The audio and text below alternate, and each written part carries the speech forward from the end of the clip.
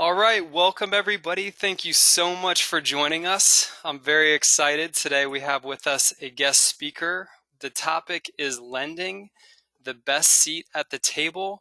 With us today is Wendy Sweet, who is the principal of both Carolina Hard Money and Carolina Capital. Wendy, thank you so much for joining us today. I am honored to have been asked. Thank you so much. Absolutely. So for those of you that have listened to our other guest webinars, we're kind of sticking with a theme. You've noticed probably by now, I have a few different elements for criteria when we ask to bring on a guest speaker on a topic. Certainly, first and foremost, it's always somebody, quite frankly, that I have a ton of respect for. It's somebody that usually has been a mentor to me. I've learned a great deal about a certain strategy from them. People that we feel are just doing business the right way. And so certainly Wendy fits that criteria today. She's certainly an expert as it pertains to lending and interesting strategies as it pertains to investments inside and outside of retirement accounts. So certainly if you've listened to our in-house webinars, we do try to cover the topic of lending from a variety of angles. But again, I think we're going to really take that to a whole different level today with Wendy's expertise. So this is really exciting. I think there's going to be a lot of value here today.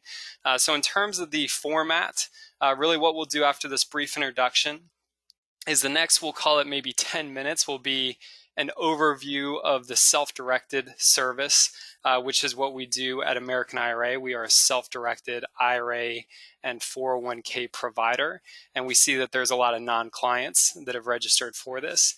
And then after that, we'll turn it over to Wendy so that she can educate us on the different nuances of being a private lender, being a somebody involved on the financing, the paper side of investing in real estate. And then at the end, anyone that has any questions, definitely feel free to type into the questions box, and we'll be happy to address those in the live section. Obviously, we'll have our contact information at the end, so certainly feel free to reach out to whatever resource is pertinent for any of your questions post-webinar. So this is going to be exciting. Like I said, this is a great one here today, so we'll just go ahead and delve right into it. So when we talk about retirement accounts, largely a lot of us think about the stock market. We think about investing in stocks, bonds, and mutual funds. Perhaps we think about bank products like CDs and money markets. There's a lot of different avenues when we're thinking about how to invest our IRAs and 401ks. And ultimately today, if you're unfamiliar with self-directed IRAs and 401ks, we're just simply going to make you aware that there are other opportunities to invest in with your retirement account. Now, largely individuals are interested in moving a portion of their retirement account to us, usually for one of two reasons. The first is that they find the stock market to be complicated and confusing. They find that there's just so many moving parts in terms of how to analyze individual companies or what to look for in the right mutual fund, and it can just be overwhelming for a lot of us as investors. So obviously when we're thinking about our retirement account, the idea of investing into something that is complicated or confusing really isn't ideal when we break down that reality. The second component is that when we talk about these investment strategies and we talk about investing in the stock market, the reality is that even if you do a phenomenal job of saving for decades and you're able to hit some magic milestone of creating $500,000 in value in your retirement account, or perhaps $1 million, that's certainly something to be very proud of. The challenge with that is figuring out how to actually utilize those monies in your retirement years. Because unfortunately, the problem with the stock market is that the cash flow produced from those investments is really pretty minimal. You might get a dividend yield of 1, 2, maybe 3% in terms of a basket of investments in the stock market. And so even on a $1 million account value, you're looking at $10, $20, $30,000 a year in cash flow. And so unfortunately, so many of us end up having to sell those assets in our retirement years to be able to actually fund our retirement, which obviously gets a little bit precarious. And then, not to be morbid, but then you start thinking about how you're going to make this work, and you almost start hoping that you're not going to live too long because you don't want to outlive your savings. So ultimately, when we're talking about these concepts, and especially private lending, it's such an interesting strategy for our clients because you have the ability to make far better yield on your investment dollar. It's very common to make 6, 8, 10+% by being a bank and being a lender to other investors. So if you take that $1 million portfolio, and let's say you're able to average 8% on that $1 million, instead of making 20 or 30,000, you're making $80,000, which for most of us is going to be far better in terms of our ability to fund our retirement lifestyle. So when we talk about a self-directed account, the first thing to keep in mind is that, as the name says, this is a self-directed account, meaning that you as the account holder are making the decisions for your portfolio. At American IRA, we are not picking investment options for you. The second concept is when we talk about a truly self-directed account, we're talking about one where you can still invest in the stock market. You can purchase those stocks, those mutual funds, and those bonds. But largely, individuals are coming to us because they want exposure to what are considered alternative assets. So they want their retirement account to own a piece of real estate. They want that retirement account to be the lender and hold a mortgage or a deed of trust secured by a property. Or maybe they're interested in investing in a privately held company, which is certainly something we're seeing more and more of throughout the years. Now, the interesting thing about our model at American IRA is we're actually one of the few providers that is a fully integrated self-directed provider, which means we have the same ownership for American IRA, which is the administration company, as we do for New Vision Trust Company, which is our parent company, and that is the custodian for our clients' assets. And the reason that's important to you as a client is what that means is we're not reliant on a third-party custodian that changes their policies and procedures, and sometimes they're no longer interested in being the custodian for alternative assets, which means you then have to pivot and find a new home or a custodian for your client's assets. And that can be really precarious. That can frankly be pretty scary. And so being fully integrated, that allows us to control our own destiny, and it allows us to be able to be consistent in the way that we process paperwork and we oversee the compliance element of these retirement accounts. Now, if you have not listened to our webinars, we talk in depth about our experience with these asset classes, these alternative assets. We're one of those, again, few providers where we're not just speaking theoretically about how to make investments, but we're very much students and investors ourselves. As I mentioned, I lean heavily on individuals such as Wendy so that I can be a better investor. I'm never going to be a Wendy, but we are always looking to grow and expand our horizons, and we're always looking to become better investors ourselves. So this is really a passion for us. This isn't the 9-to-5 day job, and our fees are really tremendous. We're not charging you a higher annual fee as your account balance continues to grow. We have a very fair model where we're just simply charging a flat annual for those IRA accounts. So a very interesting model all the way around. Now, when we talk about these self-directed accounts, sometimes there's a bit of confusion that you have a totally different type of IRA or 401k if you quote unquote self-directed. And that's typically not true. If you have an IRA, let's say it's a Roth, you're going to still have a Roth IRA with us at American IRA. The same is true if you have a traditional, a SEP, a simple. All of these accounts stay in their same form. Really, the only time where your account is going to change is typically if you have an old employer-sponsored plan. So you have an old 401k, a thrift savings plan, or a 403b that your company set up for you. That's a situation where many times you're going to roll those monies into another financial services company when you're no longer employed there, and typically roll that over into another pre-taxed account, such as a traditional IRA or perhaps a solo 401k if you're self-employed and you do not have full-time employees. So there's a lot of different types of accounts to investigate and consider. Again, this isn't necessarily the opportunity to go in depth into that, but there are a lot of accounts that can in fact be self-directed. Now, the way the IRS code is written is it actually tells us what we cannot invest in with our retirement account. And so as you look at the real estate asset class, any type of physical real estate can be acquired by your self-directed IRA or 401k. So anything from raw land to condos, townhomes, single-family homes, commercial buildings, industrial buildings, retail space, all of those assets can actually be owned by your retirement account. Now, many times what we see is, especially with the larger scale deals, the apartment complexes, the industrial buildings, those are opportunities that are many times funded by a group of investors. And so what happens is many times those investors will get together and form an entity such as an LLC. And that LLC will then go on to make the purchase of that asset. And so a retirement account can actually be a member and be the sole member. So it could be a single member LLC, or it could be one of many members and be part of a multi-member LLC. So there's a lot of opportunities there. And again, today really what we're going to focus on is Wendy's going to educate us on the paper aspect of investing in real estate, where your IRA or 401k is going to be the lender and hold a deed of trust or a mortgage.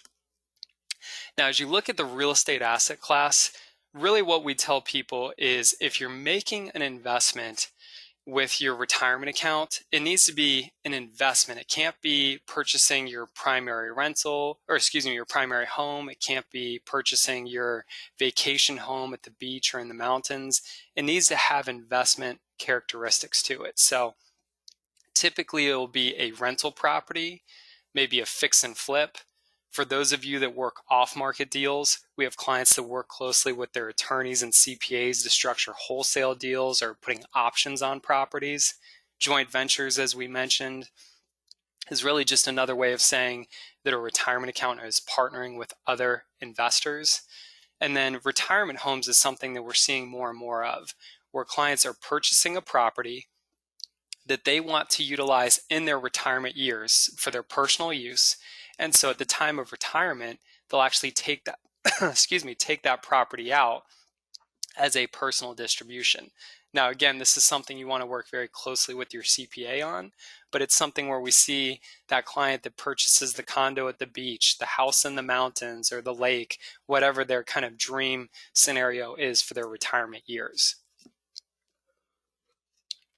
Now, as we think about strategies to purchase assets, for me, I break it down into three fundamental categories.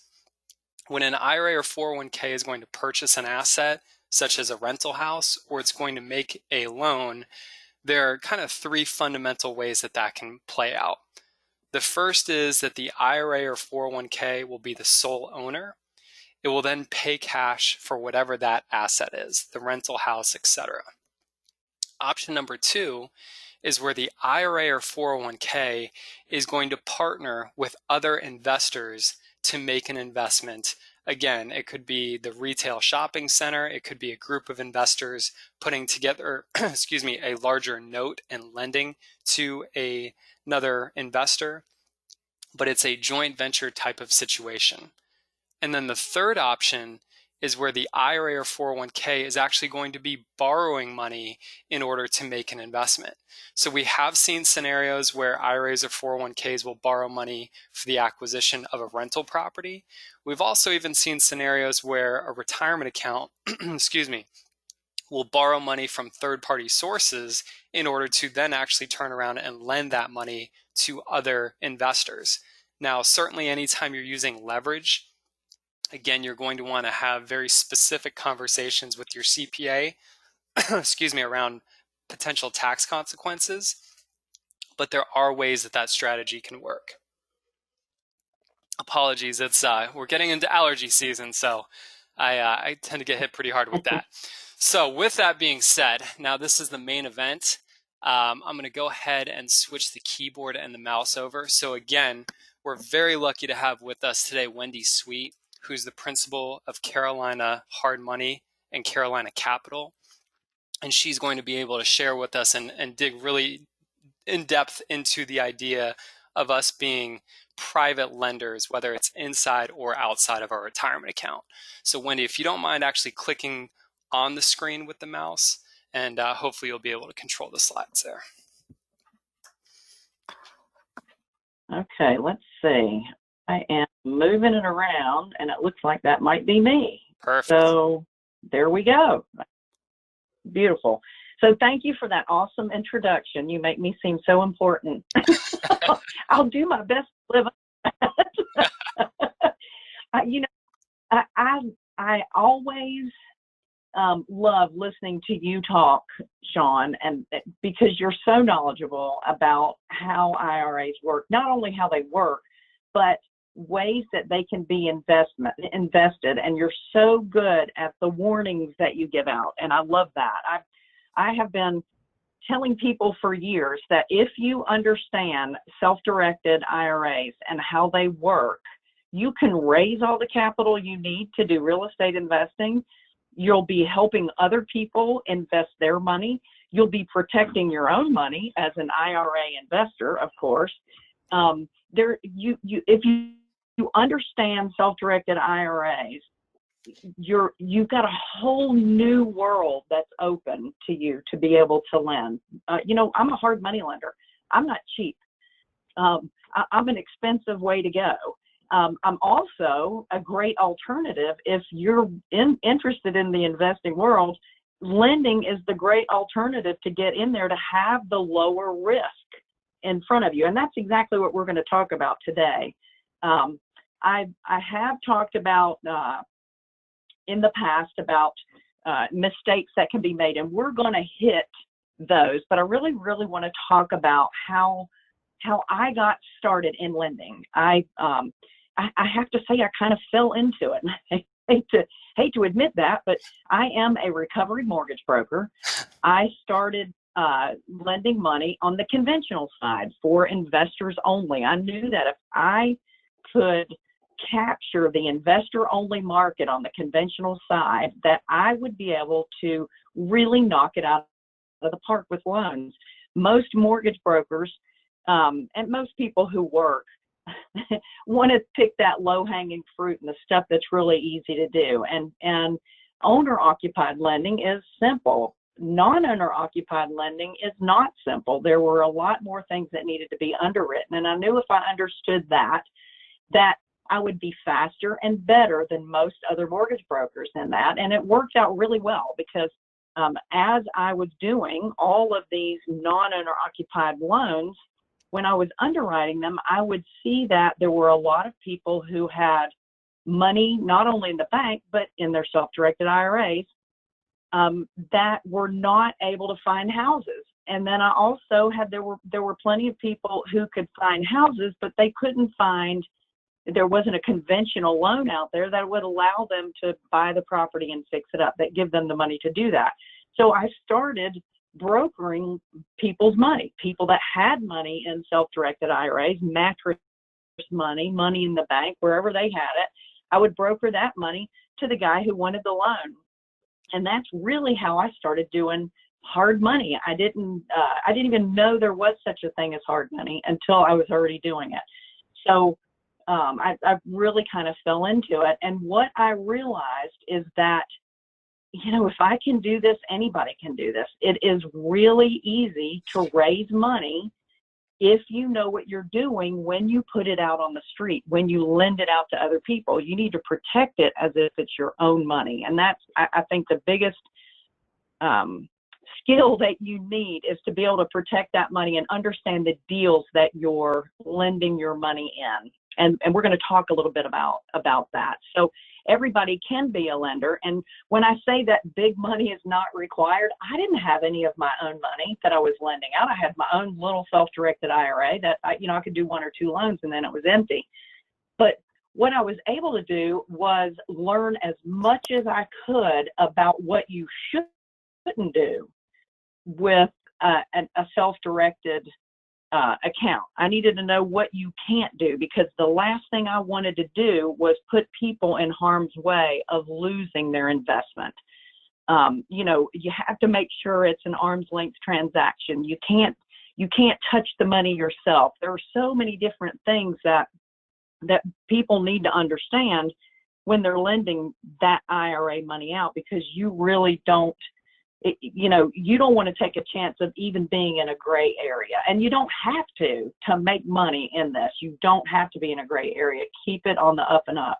So big money isn't required. I was able to raise $23 million of other people's money. Most of it was self-directed money to be able to lend out to investors. And we're sitting a little bit more than that on lending out self-directed money at this point. In fact, we have a fund where the majority of the money that's in our fund is coming from people's self-directed IRA money. So it is easy to take not only your money, but you can couple it with other IRAs and lend that money out as well. You just really have to be careful and guarded with the money that you're lending out. You have to underwrite it correctly, and we're going to talk about that. So one of the things that we're really particular about is we like lending to people that we know, like, and trust. One of the things you'll find is when people are getting kind of under the gun and they're getting low on funds, or their deal isn't working out like they had hoped, that's when their character pops out. And so you want to make sure you're working with people that you know, like, and trust. Even in our business now, we really care about the character. That's number one with who we are working with. We care about their character. We pull background checks.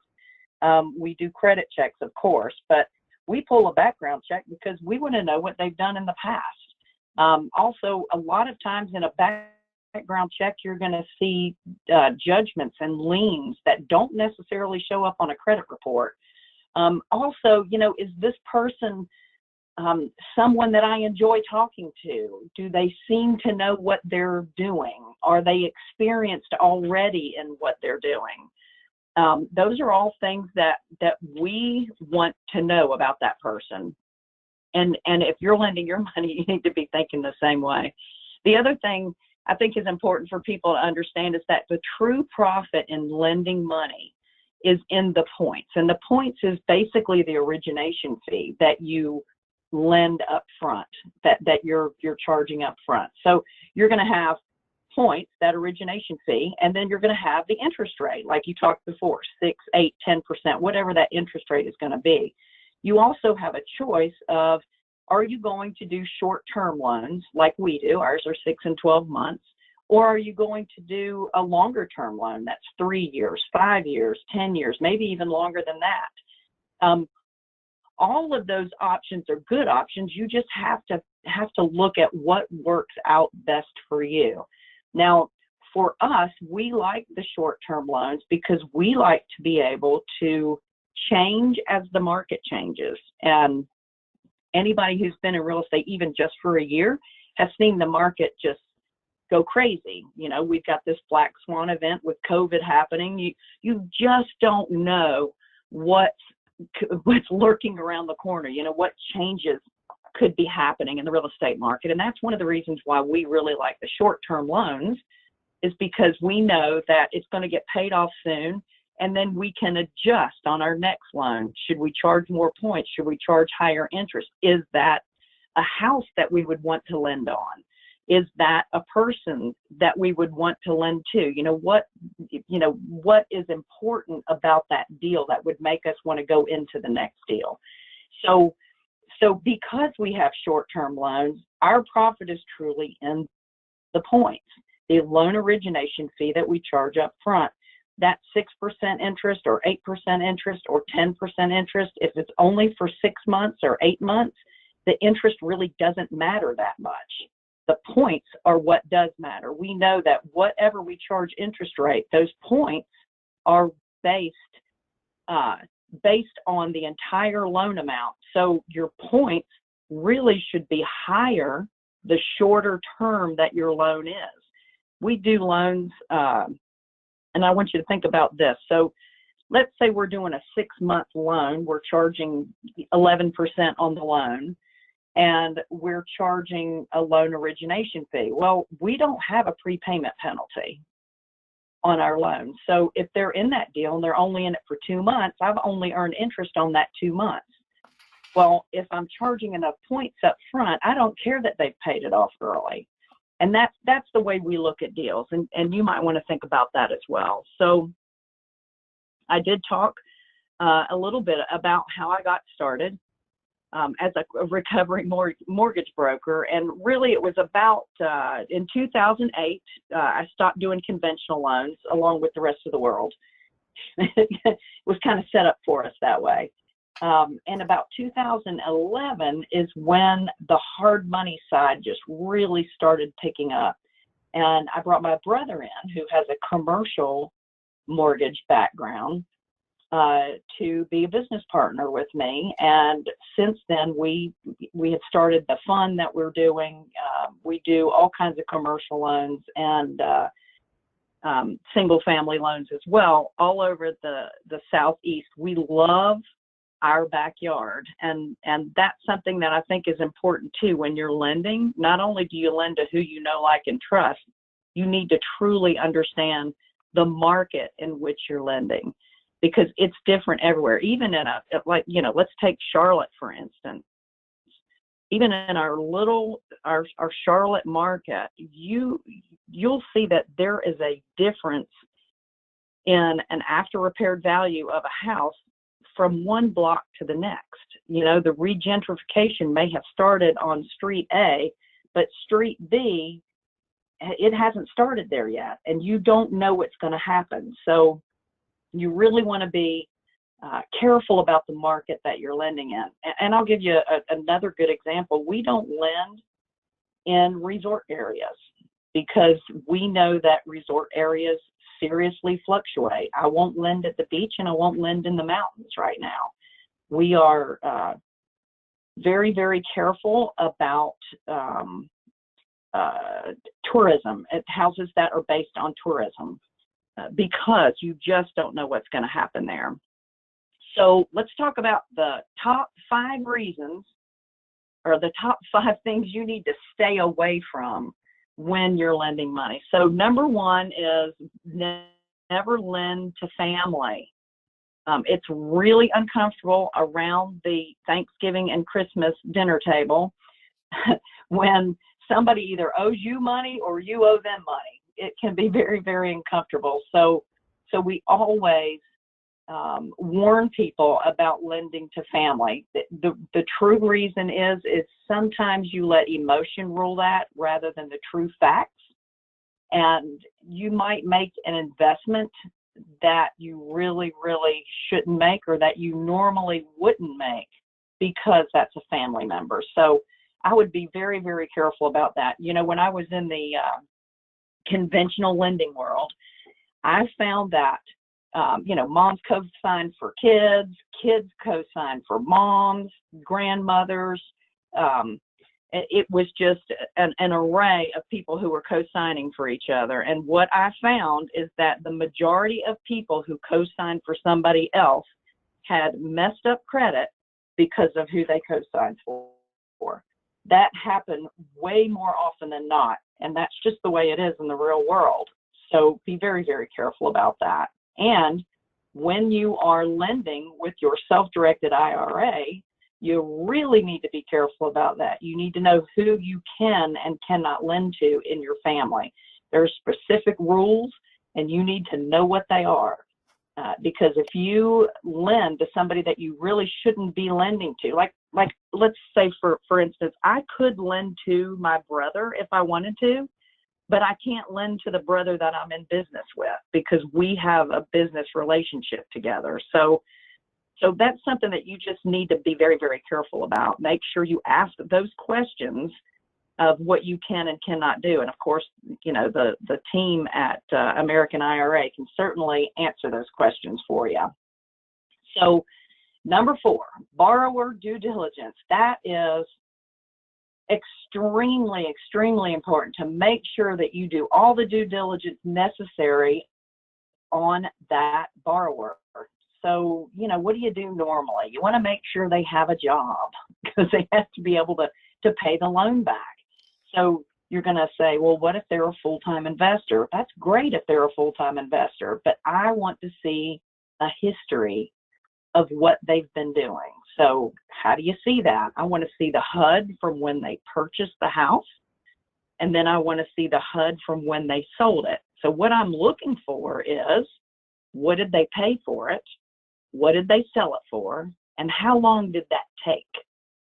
That's really important for me to see. Did it take them a year to get it done and they only made $10,000 on it? That's probably not a very good investor. So I want to see what kind of experience they have. If they have a full-time job and they're an investor, that's not a bad thing. That's not a bad thing. People do that all the time, and people are very good at it. The thing is how organized are they? Do they have a contractor that they've used before that they can count on? Are they an investor that tries to do the work themselves? If that's the case, I wouldn't touch them with a 10-foot pole. Because if somebody has a full-time job and they're trying to lay their own tile at their house, they're taking a lot longer to get the job done. What they're doing is they are wasting their profit trying to save a few bucks here and there instead of hiring the professional to get the professional to come in, get the job done, and get out of the house as quickly as possible so that they can sell it or refinance it to buy and hold. Otherwise, all of their money is going to you, the lender. And you're thinking, hey, well, that's great. If the money's coming here, that's great. The problem is that money will run out, and you would want to be able to re-lend to them on their next house. If they're out of business, there goes another client for you, so you can't lend that money to them. So you want everybody to be successful in the deal. The other thing we really care about is the cash that they have on hand. I want to know how much money they have in the bank, not how much they can get their hands on. I want to know how much money they have in the bank. Are they saving money? If they don't have an ability to save money, then when things go wrong, and I promise you they will, then that person is not going to be able to step up to the plate and take care of business and get it fixed. There is almost in every case that I know of when people are rehabbing houses, they'll run into things that they didn't know about. Yes, they're going up into the attic, they're going under the crawl space, they're looking at all the things that they need to look at, but you can't tell if there's water damage inside of a wall until you take it out. You don't know that it's had termite damage inside of a wall until you've taken it out. There are things that are going to happen that nobody really can guess whether or not that's going to happen. So, but I can promise you, you don't have to guess, because things like that happen on almost every deal. So we want to make sure that they have 6 months worth of principal and interest in the bank. I want to make sure that they have the money to make that payment every month for at least the next 6 months. I also want to make sure that they have enough money to bring to the closing table. I want to make sure that they're bringing the points, all the closing costs, and we have them bring 10% of the purchase price to the table as well. So we make sure they have that money, the 6 months worth of interest, and then I want to see that they have a little bit of money in the bank to get the contractor started, because I'm holding on to that money. They're not getting that money. They're not getting it until after the work is done. We'll talk about that a little bit as well. But so I would just want to make sure that they have money in the bank before I'm going to lend them money. The other thing is the character. We really, really care about the character of the borrower. We want to make sure this is a person that makes good choices and had made good choices in the past. Now, we've all messed up and done things we aren't proud of in our past.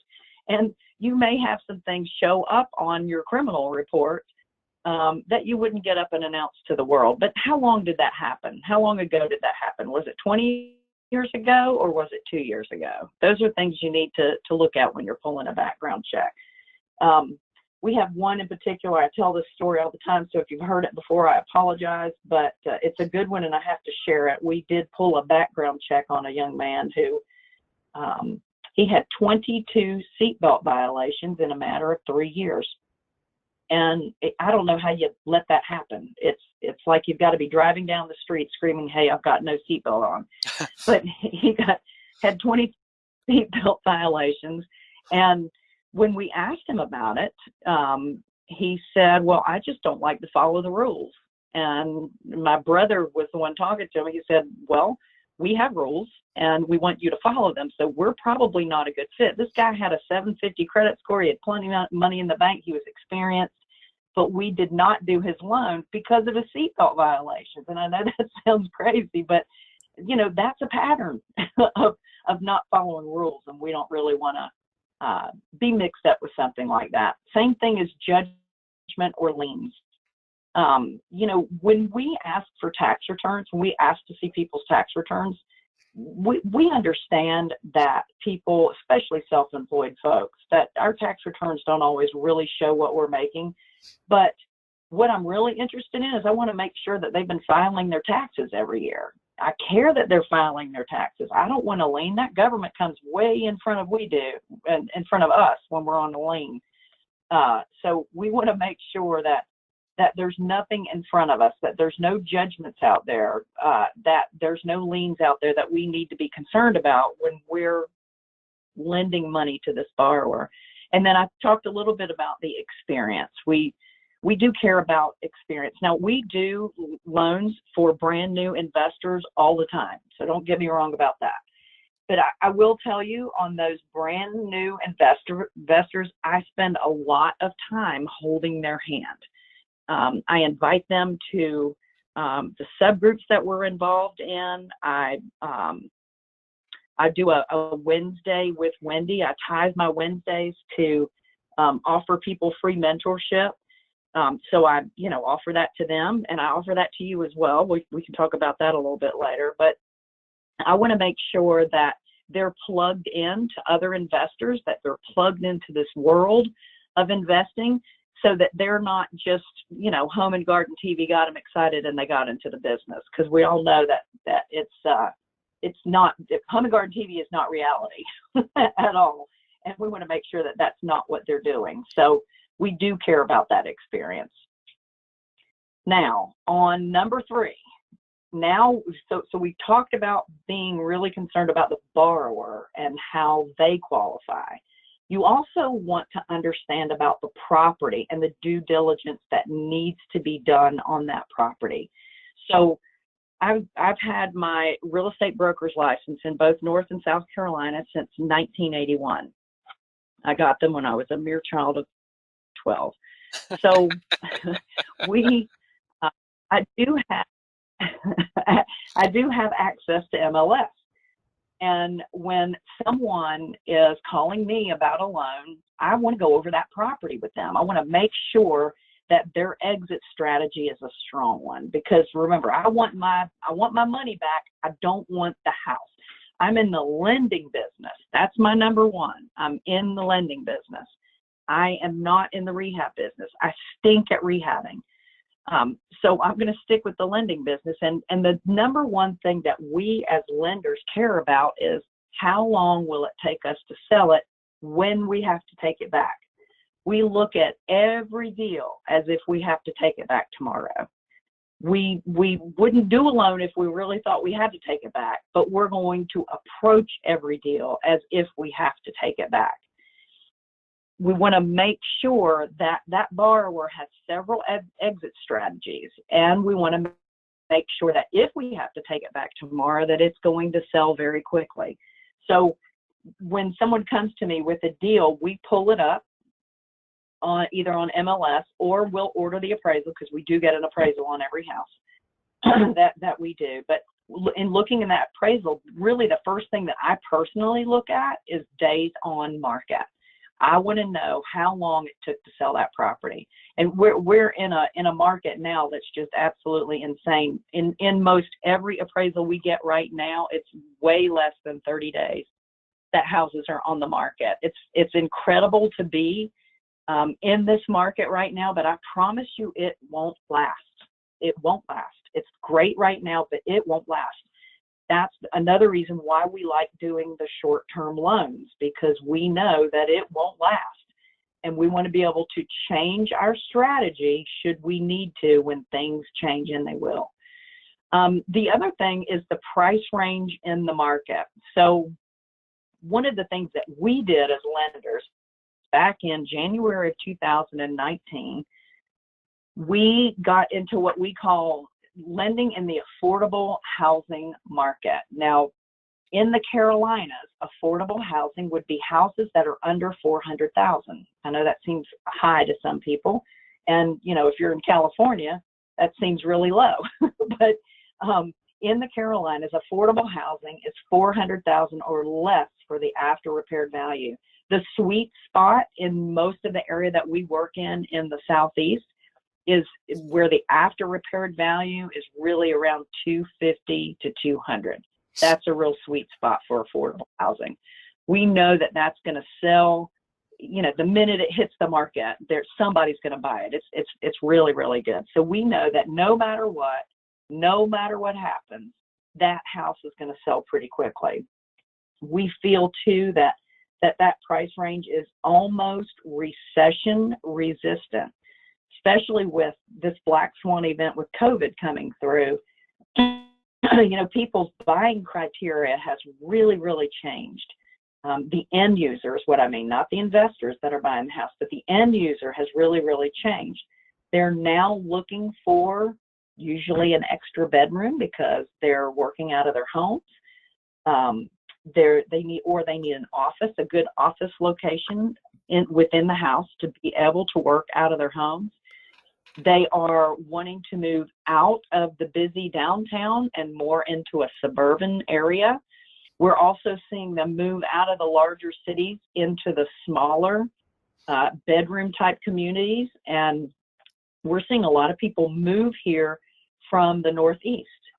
In fact, Airbnbs are my side gig. And right now I have 9 of them. And right now, all but 2 of them are filled with people that are building houses that are moving to the area, and their houses aren't done yet. So that's a really good measurement of what's going on in our area. If you talk to anybody in the real estate market that is a real estate agent, they will tell you they're getting a lot more people coming in from out of town, out of state.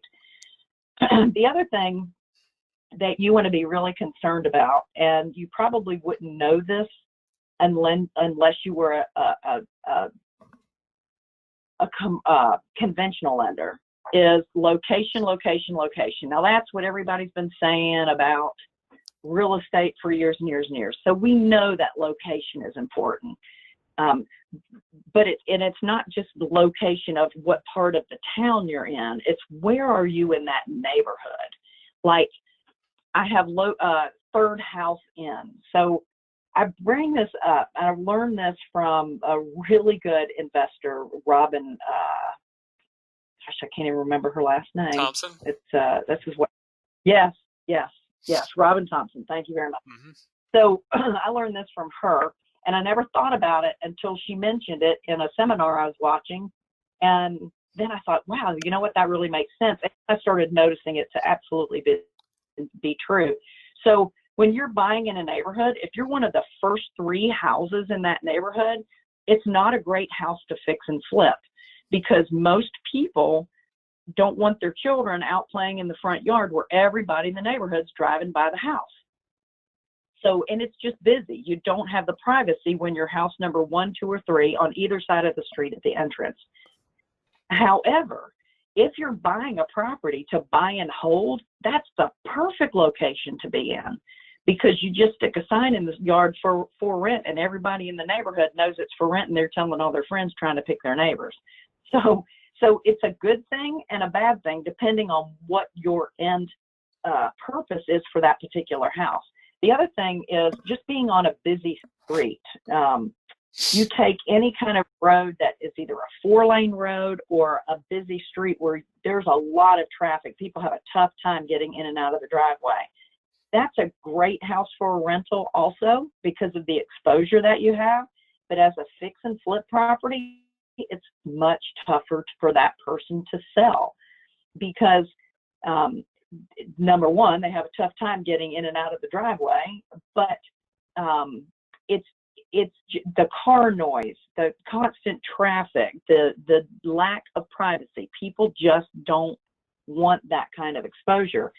I can tell you we've done loans for people on very busy streets down in the North Davidson area of Charlotte. It was a really hot market. It still is a hot market, but at that time people were buying anything and renovating them. And every one of them that were on a busy street, they sold between $15,000 to $25,000 below what their competitors sold for, just because they were on a busy street. Now, why is that important to you as a lender? That's important because your borrower is not going to make the money that they think they're going to make, and they're going to hold on to the house a little bit longer, and you're going to watch them constantly adjust that price down until they finally get it sold. So that's something that you really, really want to be concerned about. So the other thing on a property due diligence, I never, ever will lend money on a house unless I have an appraisal on it. I care about what it's really worth. As a real estate agent and being in this business for over 20 years, I'm pretty darn good at pulling comps. I took the appraisal course so that I could argue with lenders about the value of the properties that I was trying to borrow and lend money on. I wanted to understand appraisals and how they worked, and what I learned out of that class was just incredible. But I can tell you that I can't pull comps on a house like an appraiser can. They are really good at what they do. You may not like what they give you because you might think it's worth more, you might think it's worth less, but their strategy is, it's an opinion, but it's an opinion that they have parameters they have to stay within when they are pulling up the value of a home. When you open up an appraisal, the first thing most people do is they look at the price, they look at the pictures, and then they close it and they say, okay, it was either good or bad, depending on if the value came out at what they wanted it to be. But really, in an appraisal, the first 6 pages, they're labeled 1 through 6 down at the bottom. But the first 6 pages of that appraisal has so much information, you won't know what to do with it all. It not only talks about the house itself, but it talks in detail about the neighborhood it's located in. The appraiser will put comments like, there's a pig farm down the road and you can smell it in the front yard, that you wouldn't know. It might have electrical lines running behind it that you don't see just from looking at pictures, but the appraiser will mention that. It's going to talk about the days on market, not only now, but for this house in the past. It's going to talk about the chain of title. It's going to talk about, is it on a water and is the water and sewer city, or is it a septic and a well? If it's a septic and a well, did the person you're lending the money to, or have they had the well inspected? Have they had the sewer inspected? Those are things that could add cost to the rehab that they wouldn't know about and you wouldn't know about unless that has been inspected prior to the buy. One thing that's really interesting is the heat. What kind of heat do they have? Is it because this is what a lender's going to do when they do the final, when the final person comes in to buy that house, that end buyer, their lender's going to look at that. They're going to look at the heat. Let's say that the heat in this house is all split units. It's not HVAC, and all the comps that are being used are HVAC units. A lender's going to look at that and say, wait a minute, you're going to have to deduct on the value for this because those split units are not like an HVAC unit. Or is it solar powered? We don't do solar power around here very often. It's hard to find other comps that have solar power. So you need to be really, really careful about that appraisal and what is the true value of the house. I know that's probably getting a little bit into the weeds, but you need to know these things when you're doing that property due diligence. So the other thing, number 2, is the biggest mistake is not having control of those rehab funds. Now, when we do a loan, we keep all the rehab money in a separate account. Let's say you are lending money with your self-directed IRA. You want to make sure that you've loaned the money for them to buy it, but that you've kept that self-directed IRA money, or self-directed money either in your IRA account or that you have a third party that's going to hold that for you. You can't touch it yourself. You can't hold on to it yourself. But you want to make sure that you're keeping those funds from the person that's borrowing. You want to make sure that they are completing the work before you release that money to them. They could go on a vacation. They could do all kinds of stuff. They could use that rehab money for another house that they're working on. You don't want things like that happening. I also don't want them using my rehab money to make my payment. I want to make sure they're using rehab money to pay the person doing the work. So we make sure that they get a lien waiver every time we release money to them. So the other thing I would never do is allow them to send me pictures of the work that they've completed. We use a third-party inspector. It costs us $150, and we charge that to the borrower every time they get it inspected. So there are third-party people that will go out and inspect that property and give you a report. Yes, they have cabinets in the house, but they're not installed. Well, I'm not releasing money on cabinets that aren't installed because those cabinets could find their way on a truck and disappear. I want to make sure they're screwed into the wall. I want to make sure that the windows are installed before I release money for windows. So an inspector can tell me these things and let me know the percentage of work that's being completed. And like I said, we do get a lien waiver from the borrower and their subcontractors when we release money, because we don't want them to come back and say that they weren't paid. Now, anytime we do a loan, we also will look at their scope of work and we review that scope of work. It's important to understand that if somebody's coming to you and they're telling you that they're going to completely rehab a bathroom for $500, that's false. You can't rehab a bathroom for $500. Just the parts alone cost more than that. You also don't want them coming to you on a $100,000 house and telling you that they're going to rehab the bathroom for $15,000. That's ridiculous too. It doesn't cost $15,000 to renovate a bathroom in a house that's worth $100,000. You know, if the house is worth $1 million, then yes, I can believe that, but certainly not at $100,000. So you want to make sure that the scope of work that they're doing and the price that they have on it equals about what it really would cost to do something like that. And that's easy for you to figure out. If you're not an investor, you can find a contractor that can look over the pricing for you and tell you whether or not it's realistic. So there's ways of working around that. So number one in this business, you want to make sure that you are not acting like a mom and pop business. You are a real company. You're a real bank when you're lending money, and you want to act like one. You want to make sure that you have a really good paper trail in everything that you're doing. If they're, you know, our payments are due on the 1st, they are late on the 5th. On the 6th at 9 a.m., we are sending out late letters. By the 10th, we are sending out foreclosure notices. I mean, we are default notices. We want to make sure immediately that we're on top of that. Now, it rarely happens, but just like whether you're renting property or whether you're lending money, people will push you until you start pushing back. You just want to make sure you have all your ducks in a row, the reminder letters, the late notices, and yes, charge a late fee, make it hurt. For us, if they are late on the 5th, that's a 5% of the payment is their late fee. But once they're late on the 10th, then it's $25 a day. We make it really steep. We want to make sure that they get that thing paid as quickly as possible. We also do what we say we're going to do. We stick with the plan. If we tell you that it's $25 a day after the 10th, then we're going to charge $25 a day after the 10th. There's a story that goes along with everything, but if you don't stick with what you're doing, then they know they're going to be able to talk you into changing your mind at a later date.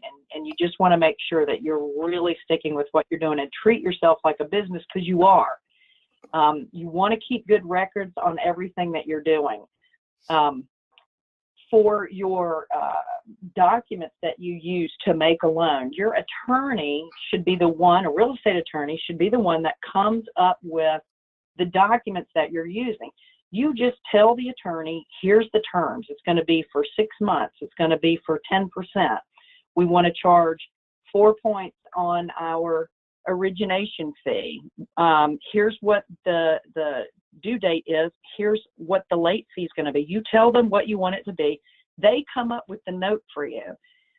And so they'll prepare all of that for you, and it will be state specific to where the property belongs. That's what you're going to do the lending through. And your attorney will come up with the document, so you don't have to wonder what it should be. It's well worth having an attorney do all of that paperwork for you, and you should always close with an attorney, or if you're in a state that does title company, then use a title company. I always make sure that my title company has an attorney on staff to be able to take care of the deal too, because I just want to make sure an attorney has had their eyes on it. So we keep good records on that in that respect. One of the things I want to talk about is I do offer free mentorship. It's called Wednesday with Wendy, and there's my Calendly link. You're more than welcome to get online and book some time with me. We can talk about what you want to do. I'll share with you what I know, and I'll share with you people that I know. So if I can get you connected with others, I'm happy to do that. I'll even share, documents that we've used and that kind of thing. I'm here to help, so let me do that. There's no strings attached, whether you do business with us or not. I've been telling people that you don't have to do business with us for me to help you. The smarter we all are, the better we all will be. And I get so much out of it. I'm a little bit selfish about that too. I love learning from others as well, and I can tell you with everybody I meet, I walk away with some golden nugget that I never thought of before. So it's always nice to be able to share and to learn from others as well. So I guess this will be a good time for us to have some questions. I love it. I've actually I've gotten a number of text messages during this stating that this was one of our best guest webinars. So thank you so much, Wendy, for Oh, wow. for adding a lot of value there. There's a lot to pull away, so we'll give everyone a second on their questions. But one of the things that really struck me was I think it was point number 5 about lending to family and friends. Unfortunately, I cannot say how many times we've seen clients that lend money unsecured to family members, and they never see a dime of that. And so obviously in Wendy's world, she's always, collateralizing her loans with, pieces of real estate and what have you. So there's at least the ability to recoup if somebody's unable to perform. But very, very good point. I also love that point about the first 3 houses on the street. I think that's something that I've certainly overlooked a lot. So a lot of good stuff there. Thank you. Thank you. Yeah, I missed out on that first 3 houses for years and years, and once she told me that, I was like, wow, that was a golden nugget for sure. Yeah, no, absolutely. That was great. So we're seeing questions roll in. So again, anyone who is listening to us live, feel free to type into the questions box, and we'll dig into that.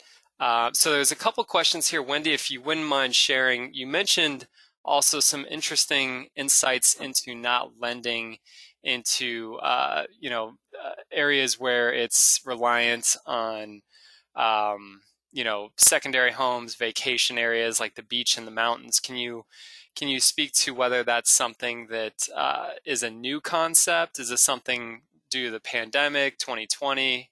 What are your thoughts there? Well, we haven't done that for a long time. When we first got into the business, we were doing loans that were in what we call resort markets, really close to Myrtle Beach or somewhere in the mountains of the Carolinas. We did that, even in South Carolina as well. So we were doing that, and we found that the few that we did do were the ones that we didn't lose any money on any of them, but they were the ones that took the longest to sell, because your target market, your market to be able to sell a property like that to, is so much more limited than a normal market located house. So what that means is, when you're doing a fix up at the beach, who's going to buy that? Somebody that's looking for a second home, or somebody that's looking for an investment home. And most investors don't buy stuff at full price, do they? No, they don't. So now you're looking at somebody that's looking for a second home. So what is going on in the market now? You never know. How easy is it for people to qualify for second homes? Same thing in the mountains. You're looking at a second home kind of person. So you don't have that shotgun effect. Your target market is much more limited as to who you can sell it to. So that's why we don't do that. We stopped lending in resort markets several years ago. And, we've had plenty of people come to us with great deals in resort markets. They're great investors with great deals, but we don't touch them. We just know they're hot and we're not going to touch them.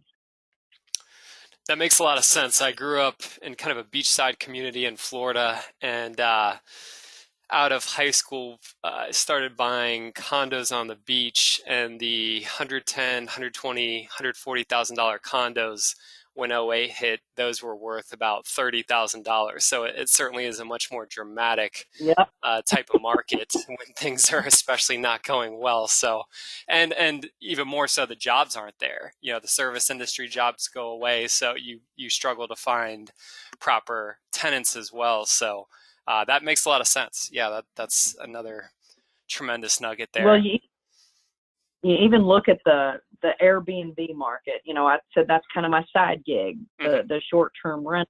Well, all of my short-term rentals are located in this dinky little town of Rock Hill, South Carolina. It is not a destination.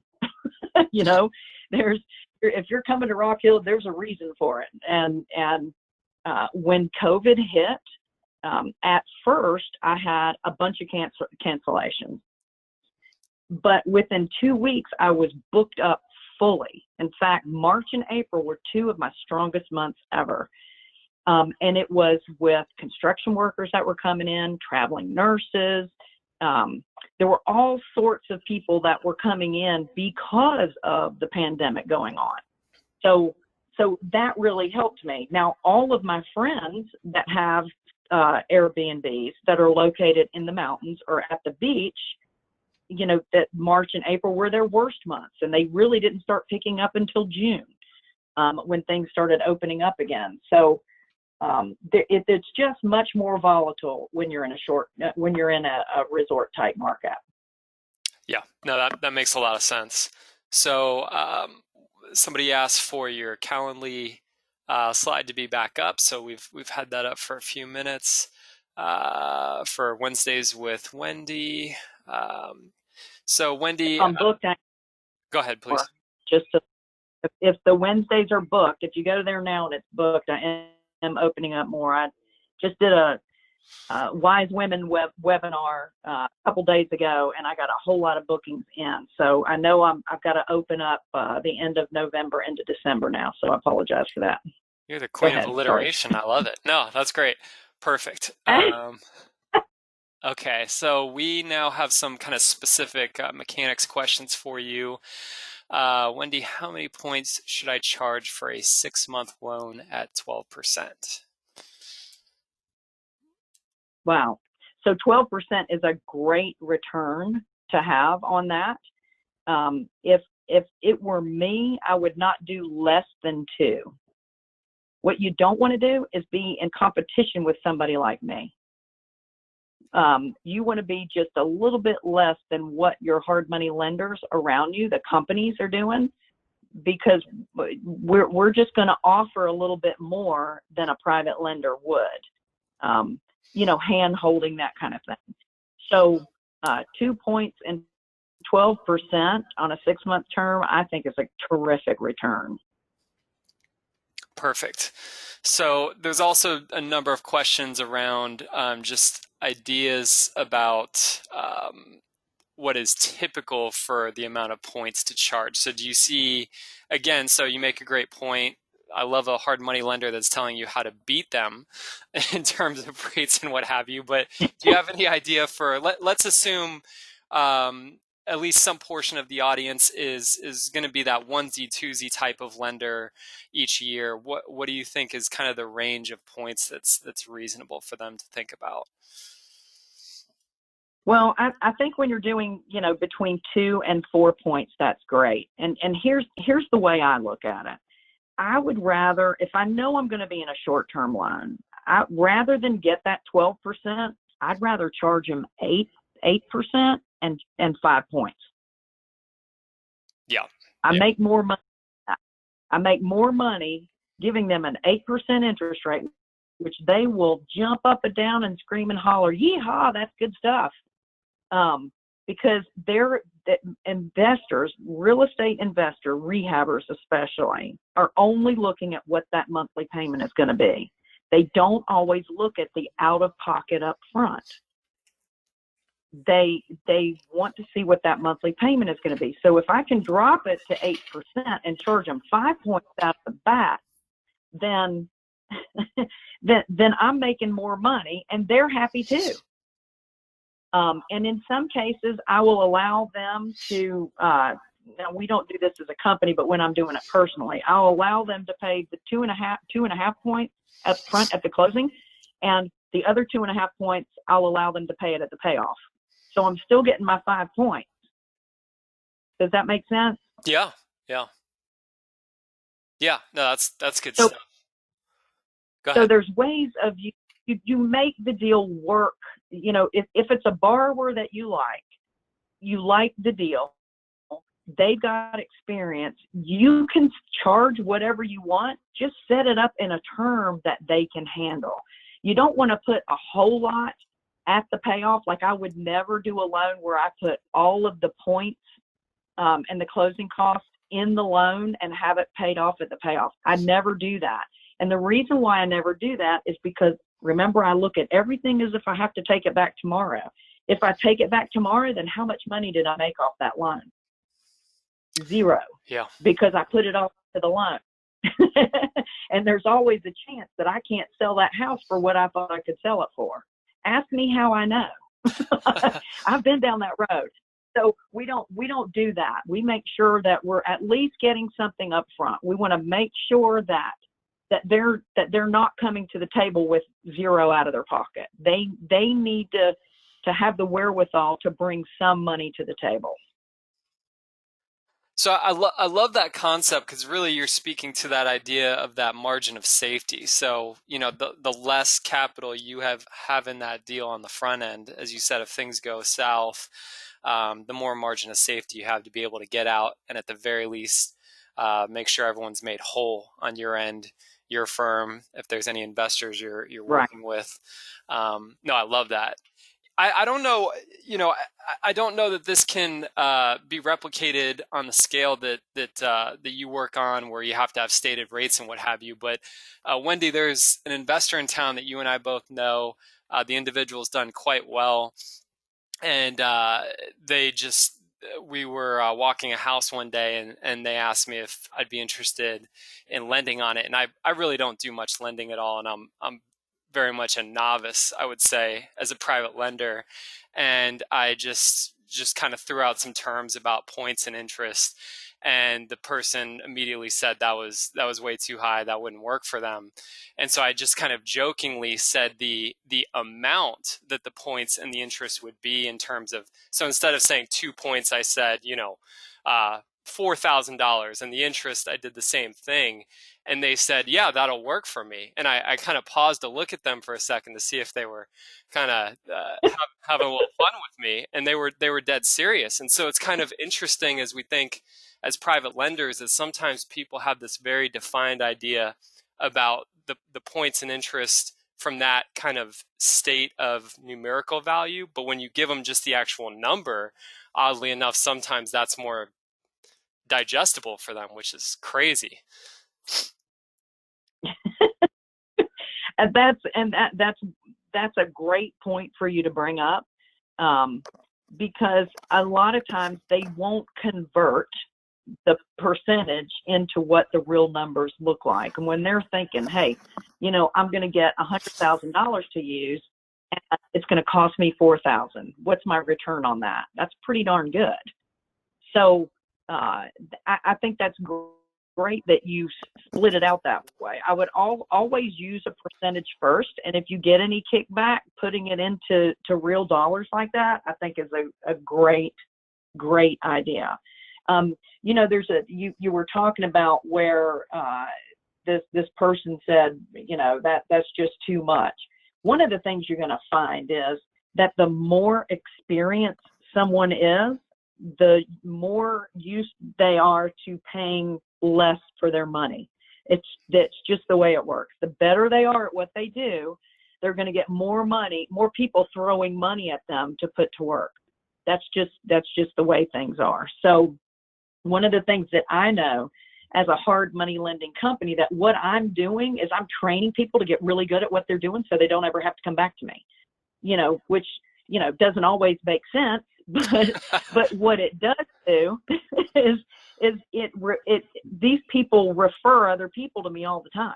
They don't use me anymore because they've got lots of cheaper money than what I can give them, but they're referring me to other people that they know. And I know that the terms that I have works for a certain sector of people. And there are people who just won't be a good fit for what we have to offer. You need to understand that about yourself. There's a certain amount of money that you want to make as a return on your money that you feel comfortable in lending out. You've got to have that comfort level. You've got to have a comfort level out, but what it is that you're getting back on what you're doing.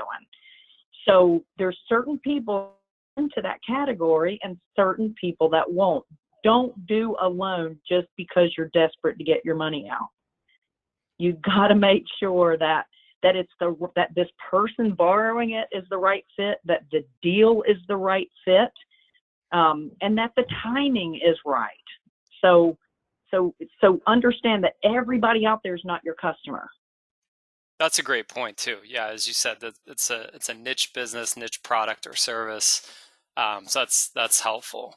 So the next one, Wendy, is in the worst case scenario of a default, would we be able to be reimbursed for all of the costs involved regarding the foreclosure? Absolutely. It's in your note, actually, that the attorney will prepare for you, that any costs incurred from a foreclosure or any kind of default, whether you go through the foreclosure or not, that all those costs incurred are part of what will be included when it gets paid back. There have been, a few loans that we've begun the foreclosure process on, and we didn't quite get to that point, but any money that was incurred from going through that was reimbursed to us in order to get that loan reinstated. Now, if you do go all the way through the foreclosure process, once it's foreclosed on, I mean, we've got one right now, actually, that we just got, it was the foreclosure sale just occurred on the 15th of September. And the limit that we put on it, we put on a limit to not only, of course, get our money back that we had in it, but also all of our costs that we incurred. And we also included all of the, interest that wasn't earned, renewal fees that wasn't earned, all of that stuff. Now we know that we're willing to take a hit on our interest unearned and our points unearned, but I included that because it's a house that I know that will sell quickly if it didn't get picked up at the courthouse. And it didn't get picked up at the courthouse. So I'm able to play with that and know that I can turn around, put it on MLS and sell it just like it is and get more than what we would have gotten in a courthouse at the courthouse step. because it's really more of an owner-occupied type house, not necessarily an investor house. But that's something that only you can decide how to handle that, by pulling comps and making sure you know the value of the house and the shape that it's in. Does that help? Absolutely. That's good. So I'm actually going to combo a couple of questions here. So the idea of partnering with your self-directed IRA to make loans, is that possible? So yes, we do see clients frequently partner their personal funds or their LLC funds with their IRA funds to make a loan. Again, always consult with your tax and legal professionals. Typically, it's going to be done one of two ways. Either the larger lender is going to have a first mortgage, and the other lender with less capital to contribute will get a second mortgage. Or a lot of times what we see is that attorneys will actually just split one note. So let's say it's one mortgage where the IRA will own a certain percentage of that mortgage, and then you or your LLC will own the remaining percentage of that mortgage. And it's just as if, let's say Wendy and I got together to do a loan, and I'm bringing 20,000 and she's bringing 80,000. Wendy would own 80% of that mortgage and I would own 20% of that mortgage. So that is doable.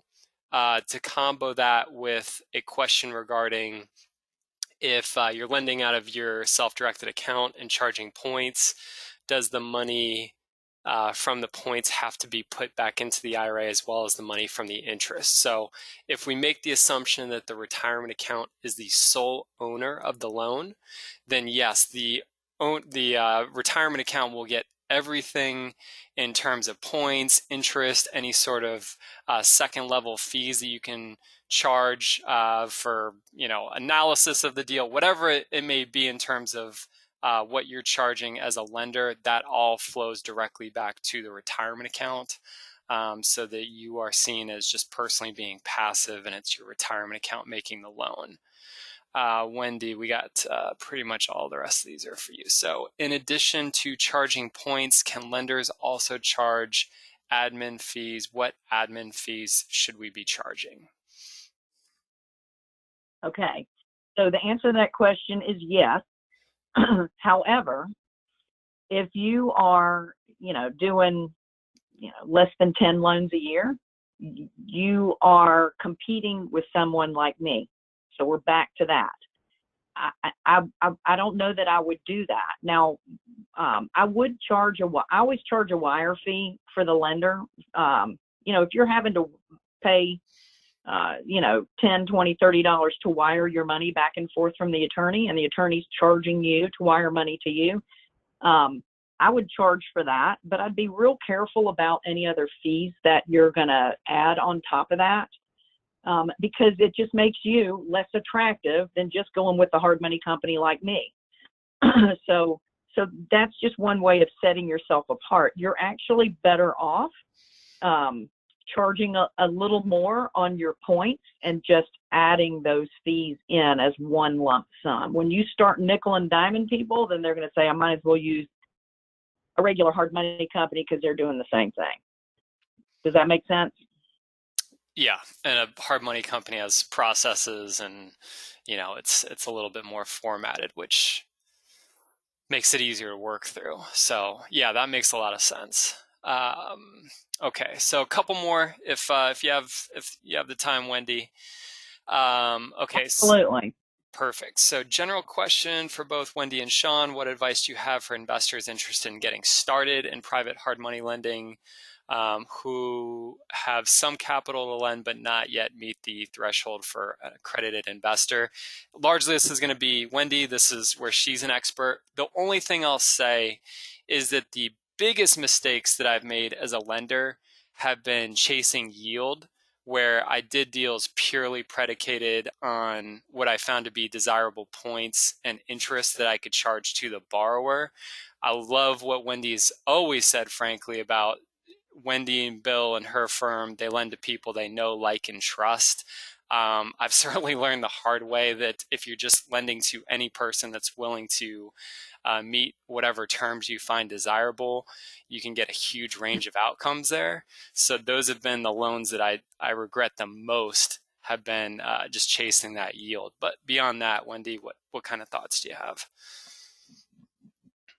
And that's a great point that you brought up, is, making sure you do know these people and don't just chase the yield, because 12% of nothing is a whole lot less than 8% of something. So that's the way you kind of need to look at it. And the headache, not being able to sleep at night. So we have a fund that is for accredited investors that people can get into, but companies like me, we do this, and there are other companies like me that do this. We broker money for self-directed IRA lenders or people that have money in the bank. We also can use that money to do loans too, and we couple it just like you were talking about. If let's say you have $30,000 in your self-directed, and you wanted to make some kind of return, but you don't think it's enough to do a big loan. Let's say the loan's $100,000. So what we do is we can take, your $30,000 and couple it with somebody else that has $70,000, and it would be just like you were talking about, Sean, where you would have it on a note where, person A or the IRA would have 30% undivided interest in first position, and the other lender would have 70% undivided interest in first position. You're both in first position. So there's absolutely a way to get that done. So we offer those opportunities through our company, and I know there are other lenders that do the same, and you can do it with other self-directed IRA people that or with cash that you may have. You talked about being able to lend into an LLC, put money into an LLC and let the LLC make the loan.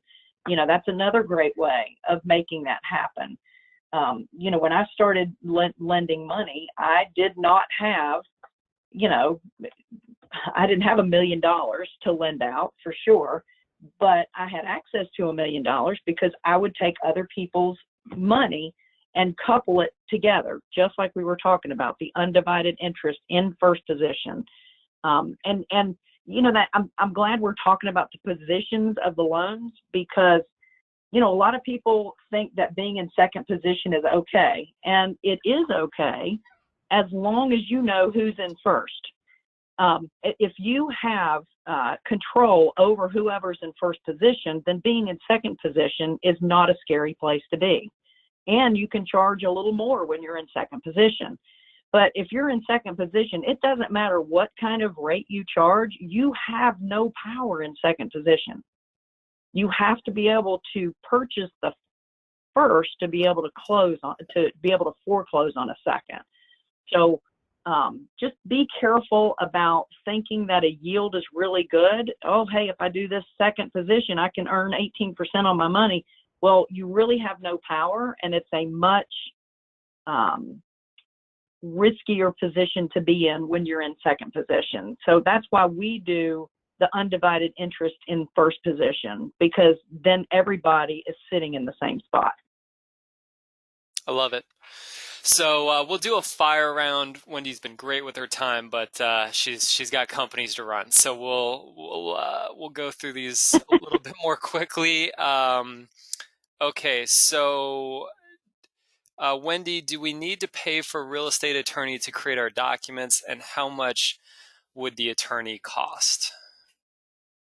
Okay, the answer to that is yes. You can use LegalZoom and those other kind of places, but I don't use those personally. I have a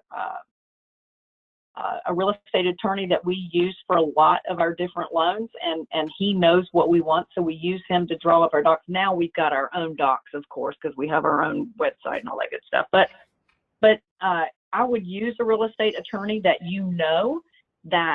that is willing to do that for you. And you're talking about less than, I would say, 400, more along the lines of about 250 to 300. And you don't pay for it. Your borrower pays it. Yeah. So it doesn't matter. Let your borrower pay it. Let it be put on the closing, the HUD as a closing cost. Yeah, no, that makes sense. So, in terms of resources, Wendy, podcasts, books, websites, speakers, what have you, ways for people to follow you. I know you provide a lot of content these days. Specifically, what would be the first steps for a new lender that needs to get started?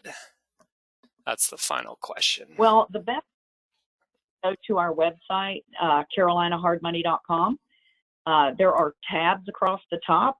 There's a lender tab and there is a borrower tab. So just click on the lender investor tab, and that will tell you all about the options that we have, whether you're an accredited investor or whether you just want to do the individual loans. That is there.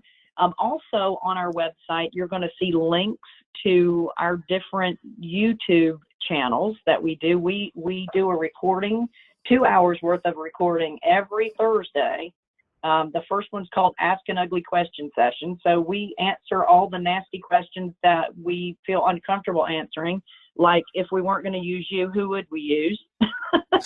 So we all about transparency and that kind of thing. So that's available at noon on every Thursday, and then at 1 o'clock we bring in a different speaker, people that are involved in our masterminds, just other people that you can get connected with to learn a little bit more about it. And then I have to talk about Sunrisers. Is it okay if I Please. plug Yeah, that one as absolutely.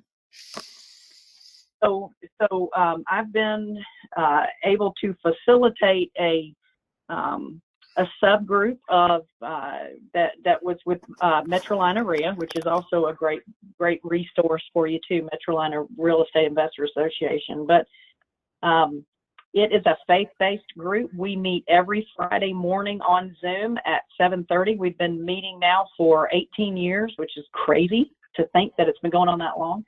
But we do a 10-minute devotional and then just bring in people to talk about real estate. It's a great group of folks. It's a great way to get to know other people, and we'd love to have you on that. If anybody's interested in getting an invitation for that, you can just email me, Wendy at carolinahardmoney.com. We also have a Facebook page. It's Sunrisers, SONRISER. Sunrisers.com. And the other thing too is anytime you can get involved in your local real estate investor group, that's a great way to find people to lend to, and especially if you can get involved in the subgroups that go along with your local real estate investor association. Those subgroups, you're breaking bread across the table from people. You're getting to know somebody. Those groups are 10 to 15 people normally. Sunrisers has gotten quite a bit bigger than that, but those people, normally it's a 10 to 15 person group, and you're getting to know what they do. They're getting to know what you do, and you can really pick the right people to lend to in those groups. It's just a great way to learn more about what you should be doing, learn more about people, and be able to share what you know as well. Awesome. Well, as I said earlier, Wendy, I really appreciate it. A ton of value here today. I think some of it is what we needed for those of us that are kind of just getting started, and some fundamentals. And then I think there was also some really interesting, nuanced, kind of more advanced things that you were willing and able to share with us. So huge value add today. So again, obviously, Wendy's information is up here. Obviously, as a self-directed provider, we're never promoting any sort of products or services. We're always neutral in the transactions, but I like bringing intelligent people on that can further the discussion. So you certainly did that today, Wendy. Thank you so much. Thank you. I really appreciate it. It was a pleasure. Absolutely. And thank you all so much for your great questions, for spending the time with us today. And certainly feel free to reach out to the appropriate resources for further discussions. And stay tuned. We're trying to roll out some new, unique material like this moving forward. And check out Wednesdays with Wendy and sunrisers and all the other content, especially that Thursday content that she rolls out. A lot of really in-depth information there as well. So with that being said, I hope you guys are all staying healthy, and hopefully we will see you at another webinar soon. Thank you so much. Thanks again, Wendy. Thank you. Bye-bye. Bye.